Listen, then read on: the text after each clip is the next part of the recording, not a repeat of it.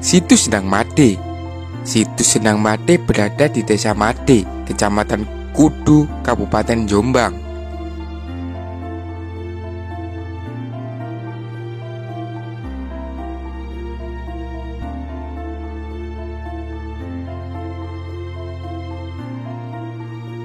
Situs ini berupa petitaan kuno yang diduga peninggalan dari Raja Airlangga, raja dari Kerajaan Kahuripan.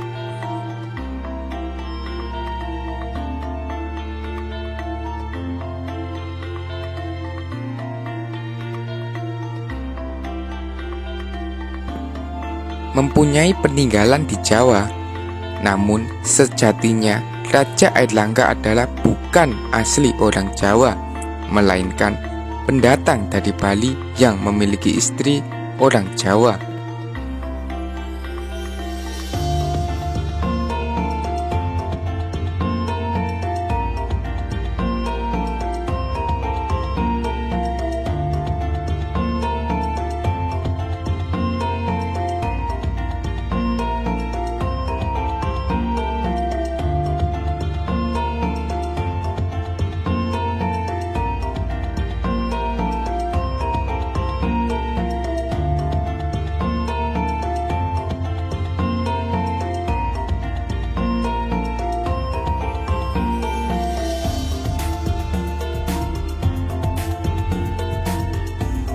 Istri Raja Airlangga bernama Dewi Sekarwati.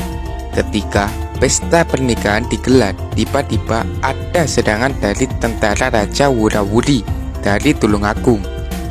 Lalu Raja Airlangga bersama istrinya lari ke pedalaman hutan Made di Jombang, ditemani asisten kepercayaannya yang bernama Empu Naratama dan pengikutnya dan para dayang.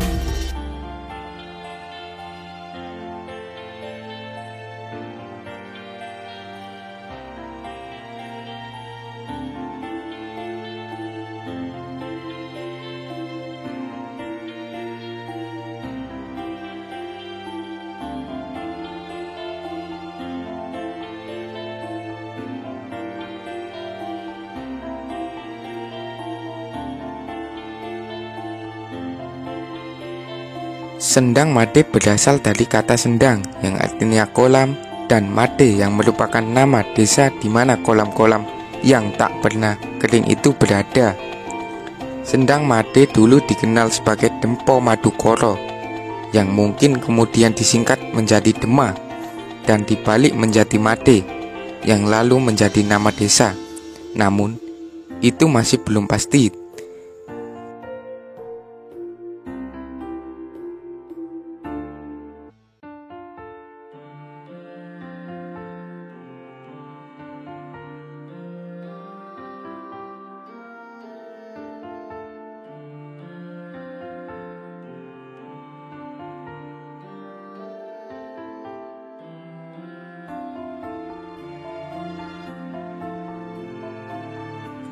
Namun, dasar yang lebih kuat didapat dari kultur budaya Bali, di mana Prabu Airlangga berasal. Sang Prabu yang berasal dari Bali dan nama Made identik dengan panggilan di Pulau Dewata. Tak heran, nama Made selalu menjadi sebutan anak kedua di Bali. Made sendiri berarti kebesaran dan bisa juga diartikan pertengahan.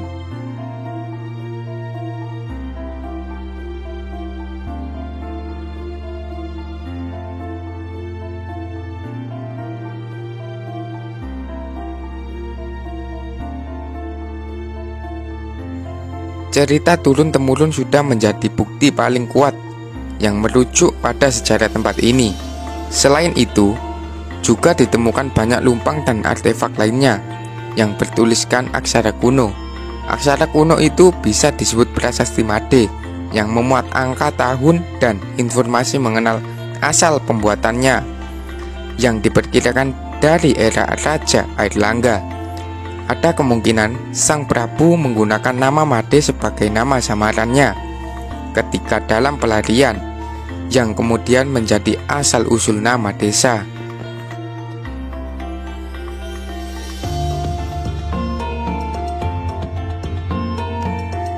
Awal ceritanya, sang raja yang merupakan seseorang pangeran dari Bali ini sedang melangsungkan pernikahan dengan putri Dewi Sekarwati yang merupakan anak dari paman mitrilenialnya.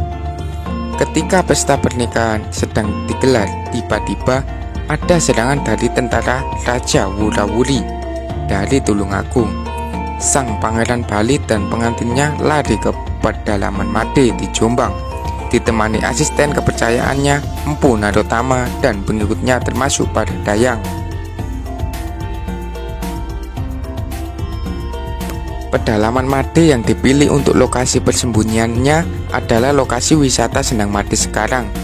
Dulunya, desa Made adalah hutan belantara, sehingga lokasi ini dirasa cukup aman dari kejaran tentara Tulungagung.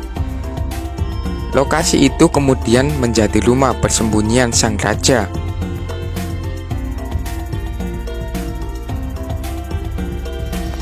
Sang Prabu Airlangga ditemani asistennya Empu Narotama dan para dayang hidup selama 3 tahun di Sendang Made. Selama masa pelarian ini, Raja Airlangga menyamar menjadi rakyat biasa yang bekerja sebagai pembuat kerajinan, pengrajin emas, dan sesekali berprofesi sebagai grup kesenian keliling.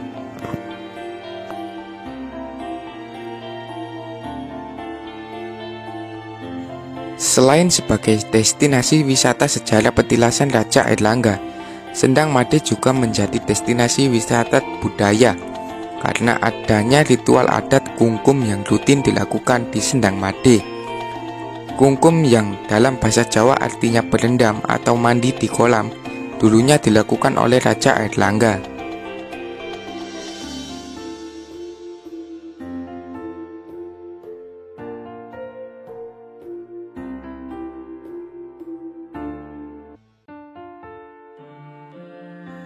Sang Prabu dulunya sering melakukan nyepi di kolam ini. Aktivitas nyepi ini semacam meditasi yang dilakukan dengan mandi berendam dalam sendang. Kolam-kolam ini semacam bathtub yang berfungsi sebagai tempat sang raja membersihkan diri. Tapi, dalam versi alami dan tradisionalnya, bisa jadi setelah mandi beliau tampak bersih dan segar setelah tanda ngamen keliling, sehingga penampilannya makin menarik dan makin laris sebagai pengamen.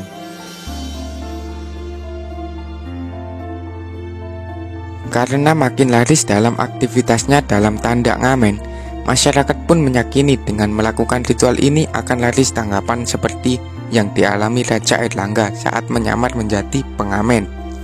Selain itu, keinginan sang Prabu juga terpenuhi. Dari kisah ini akhirnya muncul tradisi kumkum yang digelar setiap tahun pada bulan Suro. Ritual kumkum alias berendam ini kemudian menjadi Sendang Made sebagai lokasi jujukan para sinden atau siapapun yang ingin mendapatkan kejayaan. Dalam garitnya, dipercaya siapa yang melakukan ritual kumkum di dalam kolam Sendang Made akan mendapatkan apa yang diinginkan. Dan mitos-mitos itu seakan menjadi kenyataan. Menurut Mbah Supono, sang juru kunci, berendam dalam kolam hanya sebagai media, meminta hajat tetap pada Allah Sang Pencipta atau Tuhan Yang Maha Esa. Dan yang paling penting adalah keyakinan kita.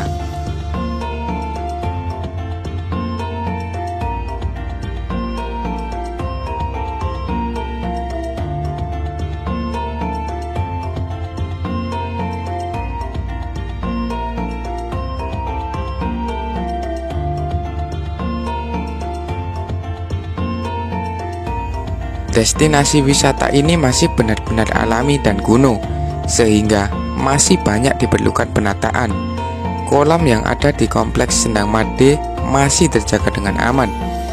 Bangunan-bangunan tersebut juga dilarang untuk dirombak karena adanya kepercayaan khusus yang masih dipegang teguh pengelola dan juru kunci. Entah apa tujuan dari pantangan ini, setidaknya dengan adanya larangan ini, nilai historis dari Sendang Made masih terjaga.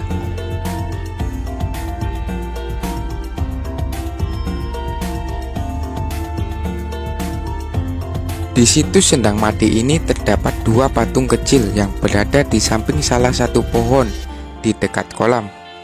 Di balik papan peringatan dari BPJB Trowulan, tak jauh dari papan nama lokasi Sendang Made, dua patung ini berbentuk manusia dan dibalut selimut dan sesajen di sekitarnya. Kepercayaan animisme dan dinamisme kejawen sepertinya masih dipegang oleh sejumlah orang yang datang, dan patung-patung tersebut bisa jadi salah satu medianya.